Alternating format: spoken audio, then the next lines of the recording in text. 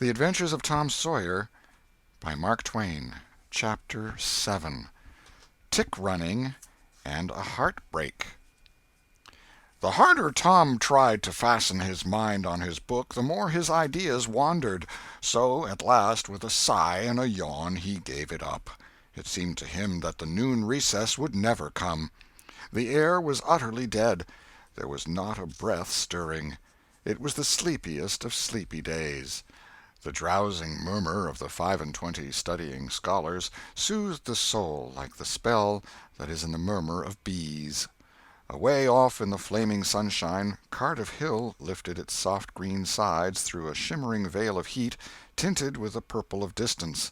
A few birds floated on lazy wing high in the air. No other living thing was visible but some cows, and they were asleep. Tom's heart ached to be free, or else to have something of interest to do to pass the dreary time. His hand wandered into his pocket, and his face lit up with a glow of gratitude that was prayer, though he did not know it. Then, furtively, the percussion-cap box came out. He released the tick and put him on the long flat desk.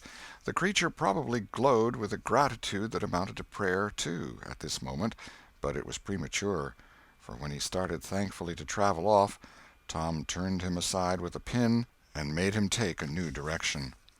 Tom's bosom friend sat next him, suffering just as Tom had been, and now he was deeply and gratefully interested in this entertainment in an instant. This bosom friend was Joe Harper. The two boys were sworn friends all the week, and embattled enemies on Saturdays. Joe took a pin out of his lapel and began to assist in exercising the prisoner. The sport grew in interest momently. Soon Tom said that they were interfering with each other, and neither getting the fullest benefit of the tick. So he put Joe's slate on the desk and drew a line down the middle of it from top to bottom.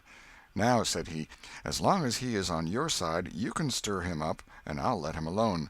But if you let him get away and get on my side, you're to leave him alone as long as I can keep him from crossing over." "All right, go ahead. Start him up." The tick escaped from Tom presently and crossed the equator. Joe harassed him a while, and then he got away and crossed back again. This change of base occurred often. While one boy was worrying the tick with absorbing interest, the other would look on with interest as strong. The two heads bowed together over the slate, and the two souls dead to all things else. At last luck seemed to settle and abide with Joe.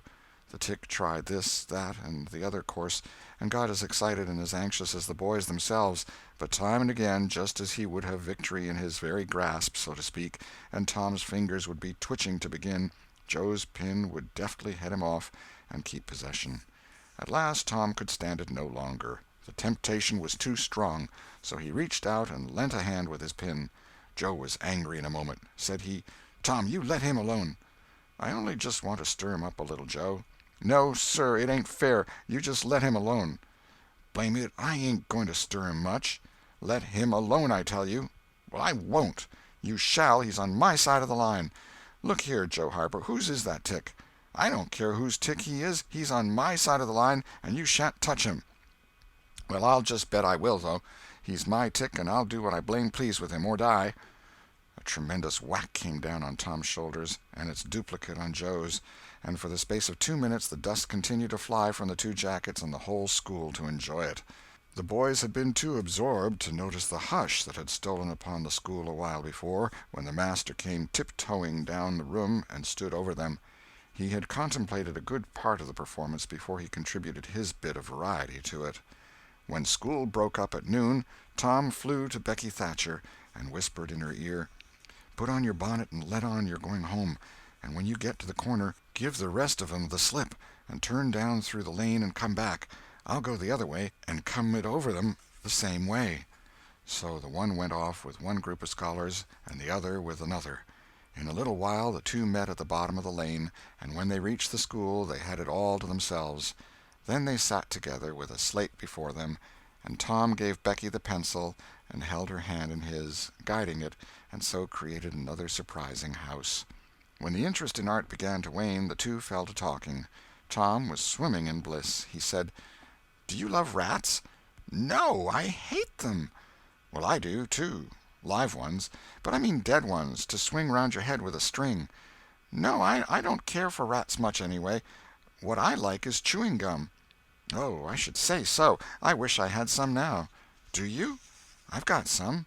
I'll let you chew it a while, but you must give it back to me."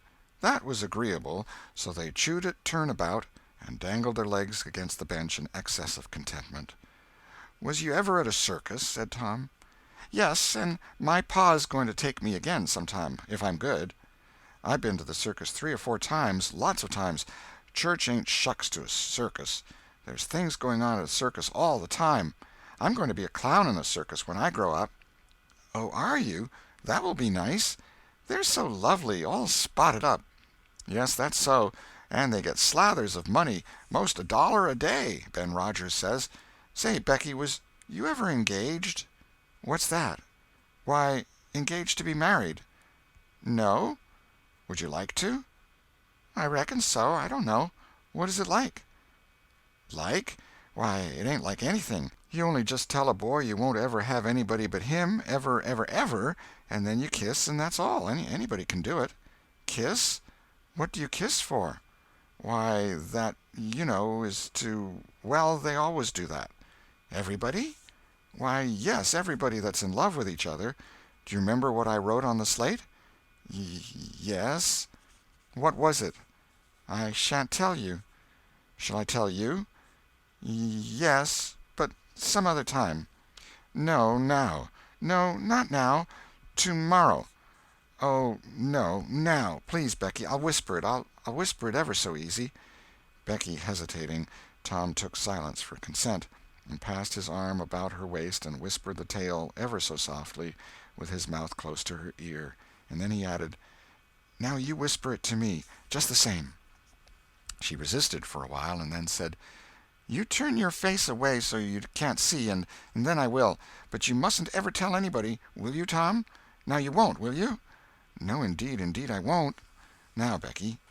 He turned his face away, and she bent timidly around till her breath stirred his curls, and whispered, "I love you." Then she sprang away and ran around and around the desks and benches, with Tom after her, and took refuge in a corner at last, with her little white apron to her face. Tom clasped her about her neck and pleaded, "Now, Becky, it's all done, all over but the kiss. Don't you be afraid of that. It ain't anything at all. Please, Becky." And he tugged at her apron and the hands. By and by she gave up and let her hands drop. Her face, all glowing with the struggle, came up and submitted. Tom kissed the red lips and said, "Now it's all done, Becky, and always after this, you ain't ever to love anybody but me, and you ain't ever to marry anybody but me, never, never, and forever. Will you?" "No, I'll never love anybody but you, Tom, and I'll never marry anybody but you, and you ain't to ever marry anybody but me, either." "Certainly, of course. That's part of it. And always coming to school, or when we're going home, you're to walk with me, when there ain't anybody looking, and you choose me and I choose you at parties, because that's the way you do when you're engaged." "It's so nice. I never heard of it before." "Oh, it's ever so gay. Why, me and Amy Lawrence—" The big eyes told Tom his blunder, and he stopped confused. "Oh, Tom, then I ain't the first you've ever been engaged to." The child began to cry, and Tom said, "Oh, don't cry, Becky. I don't care for her any more." "Yes, you do, Tom. You know you do." Tom tried to put his arm about her neck, but she pushed him away and turned her face to the wall and went on crying. Tom tried again, with soothing words in his mouth, and was repulsed again. Then his pride was up, and he strode away and went outside. He stood about, restless and uneasy, for a while, glancing at the door every now and then, hoping she would repent and come to find him. But she did not. Then he began to feel badly, and fear that he was in the wrong. It was a hard struggle with him to make new advances, now, but he nerved himself to it, and entered. She was still standing back there in the corner, sobbing, with her face to the wall. Tom's heart smote him. He went to her and stood a moment, not knowing exactly how to proceed. Then he said hesitatingly, "Becky, I don't care for anybody but you." No reply, but sobs. "Becky," pleadingly, "Becky, won't you say something?" More sobs. Tom got out his chiefest jewel, a brass knob from the top of an andiron, and passed it around her so that she could see it, and said, Please, Becky, won't you take it?" She struck it to the floor. Then Tom marched out of the house and over the hills and far away to return to school no more that day. Presently Becky began to suspect. She ran to the door. He was not in sight. She flew around to the play-yard. He was not there. Then she called, "Tom? Come back, Tom!" She listened intently, but there was no answer. She had no companions but silence and loneliness. So she sat down to cry again and upbraid herself, and by this time the scholars began to gather again, and she had to hide her griefs and still her broken heart and take up the cross of a long, dreary, aching afternoon, with none among the strangers about her to exchange sorrows with. End of Chapter 7. Chapter 8. A Pirate Bold to Be. Tom dodged hither and thither through lanes until he was well out of the track of returning scholars, and then fell into a moody jog. He crossed a small branch 2 or 3 times, because of a prevailing juvenile superstition that to cross water baffles pursuit. Half an hour later he was disappearing behind the Douglas mansion on the summit of Cardiff Hill, and the schoolhouse was hardly distinguishable away off in the valley behind him. He entered a dense wood, picked his pathless way to the center of it, and sat down on a mossy spot under a spreading oak. There was not even a zephyr stirring. The dead noonday heat had even stilled the songs of the birds. Nature lay in a trance that was broken by no sound but the occasional far-off hammering of a woodpecker, and this seemed to render the pervading silence and sense of loneliness the more profound. The boy's soul was steeped in melancholy. His feelings were in happy accord with his surroundings. He sat long with his elbows on his knees and his chin in his hands, meditating. It seemed to him that life was but a trouble at best, and he more than half envied Jimmy Hodges, so lately released. It must be very peaceful, he thought, to lie and slumber and dream forever and ever, with the wind whispering through the trees and caressing the grass and the flowers over the grave, and nothing to bother and grieve about, ever any more. If he only had a clean Sunday-school record, he could be willing to go, and be done with it all. Now, as to this girl, what had he done? Nothing. He had meant the best in the world, and been treated like a dog, like a very dog. She would be sorry some day, maybe when it was too late. Ah, if he could only die temporarily. But the elastic heart of youth cannot be compressed into one constrained shape long at any time. Tom presently began to drift insensibly back into the concerns of this life again. What if he turned his back now and disappeared mysteriously? What if he went away, ever so far away, into unknown countries beyond the seas, and never came back any more? How would she feel then? The idea of being a clown recurred to him now, only to fill him with disgust.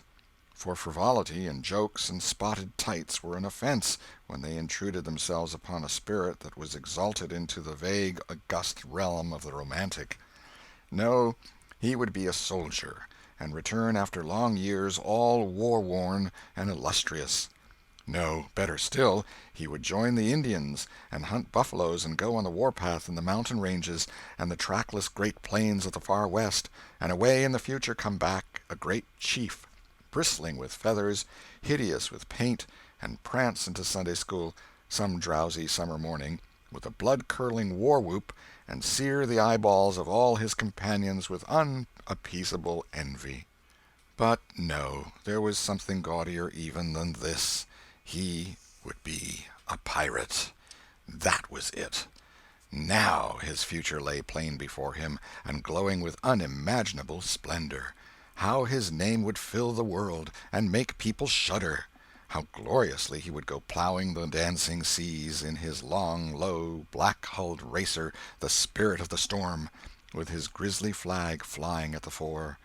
And at the zenith of his fame, how he would suddenly appear at the old village and stalk into church, brown and weather-beaten, in his black velvet doublet and trunks, his great jack-boots, his crimson sash, his belt bristling with horse-pistols, his crime-rusted cutlass at his side, his slouch hat with waving plumes, his black flag unfurled, with a skull and crossbones on it, and hear, with swelling ecstasy, the whisperings, "It's Tom Sawyer the pirate, the Black Avenger of the Spanish Main." Yes, it was settled. His career was determined. He would run away from home and enter upon it. He would start the very next morning. Therefore he must now begin to get ready. He would collect his resources together. He went to a rotten log near at hand and began to dig under one end of it with his barlow knife. He soon struck wood that sounded hollow. He put his hand there and uttered this incantation impressively: "What hasn't come here, come. What's here, stay here." Then he scraped away the dirt and exposed a pine shingle. He took it up and disclosed a shapely little treasure house whose bottom and sides were of shingles. In it lay a marble. Tom's astonishment was boundless. He scratched his head with perplexed air and said, "Well, that beats anything." Then he tossed the marble away pettishly and stood cogitating. The truth was that a superstition of his had failed, here, which he and all his comrades had always looked upon as infallible. If you buried a marble with certain necessary incantations and left it alone a fortnight, and then opened the place with the incantation he had just used, you would find that all the marbles you had ever lost had gathered themselves together there, meantime, no matter how widely they had been separated. But now this thing had actually and unquestionably failed. Tom's whole structure of faith was shaken to its foundations. He had many a time heard of this thing succeeding, but never of its failing before. It did not occur to him that he had tried it several times before, himself, but could never find the hiding-places afterward. He puzzled over the matter some time, and finally decided that some witch had interfered and broken the charm. He thought he would satisfy himself on that point, so he searched around till he found a small sandy spot with a little funnel-shaped depression in it. He laid himself down and put his mouth close to this depression and called, "Doodle-bug, doodle-bug, tell me what I want to know. Doodle-bug, doodle-bug, tell me what I want to know." The sand began to work, and presently a small black bug appeared for a second and then darted under again in a fright. "He doesn't tell, so it was a witch that done it. I just knowed it." He well knew the futility of trying to contend against witches, so he gave up discouraged. But it occurred to him that he might as well have the marble he had just thrown away, and therefore he went and made a patient search for it. But he could not find it. Now he went back to his treasure house and carefully placed himself just as he had been standing when he tossed the marble away. Then he took another marble from his pocket and tossed it in the same way, saying, "Brother, go find your brother." He watched where it stopped, and went there and looked. But it must have fallen short or gone too far, so he tried twice more. The last repetition was successful. The two marbles lay within a foot of each other. Just here the blast of a toy tin trumpet came faintly down the green aisles of the forest. Tom flung off his jacket and trousers, turned a suspender into a belt, raked away some brush behind the rotten log, disclosing a rude bow and arrow, a lath sword, and a tin trumpet, and in a moment had seized these things and bounded away bare-legged with fluttering shirt. He presently halted under a great elm, blew an answering blast, and then began to tiptoe and look warily out, this way and that. He said cautiously to an imaginary company, "Hold, my merry men, keep hid till I blow." Now appeared Joe Harper, as airily clad and elaborately armed as Tom. Tom called, "Hold! Who comes into Sherwood Forest without my pass?" "Guy of Guisborne wants no man's pass. Who art thou that dares to hold such language?" said Tom, prompting, for they talked by the book from memory. "Who art thou that dares to hold such language?" "I, indeed. I am Robin Hood, as thy caitiff carcass soon shall know." "Then art thou indeed that famous outlaw? Right gladly will I dispute with thee the passes of the merry wood. Have at thee!" They took their lath swords, dumped their other traps on the ground, and struck a fencing attitude, foot to foot, and began a grave, careful combat, two up and two down. Presently Tom said, "Now if you've got the hang, go it lively." So they went it lively, panting and perspiring with the work. By and by Tom shouted, "Fall! Fall! Why don't you fall?" "I shan't." "Why don't you fall yourself?" "You're getting the worst of it." "Why, that ain't anything. I can't fall. That ain't the way it is in the book. The book says, then with one black-handed stroke he slew poor Guy of Guisborne. You're to turn round and let me hit you on the back." There was no getting around the authorities, so Joe turned, received the whack, and fell. "Now," said Joe, getting up, "you got to let me kill you. That's fair." "Why, I can't do that. It ain't in the book." "Well, it's blamed mean, that's all." "Well, say, Joe, you can be Friar Tuck or Much, the miller's son, and lam me with a quarter-staff. Or I'll be the Sheriff of Nottingham, and you be Robin Hood a little while and kill me." This was satisfactory, and so these adventures were carried out. Then Tom became Robin Hood again, and was allowed by the treacherous nun to bleed his strength away through his neglected wound. And at last Joe, representing a whole tribe of weeping outlaws, dragged him sadly forth, gave his bow into his feeble hands, and Tom said, "Where this arrow falls, there bury poor Robin Hood under the greenwood tree."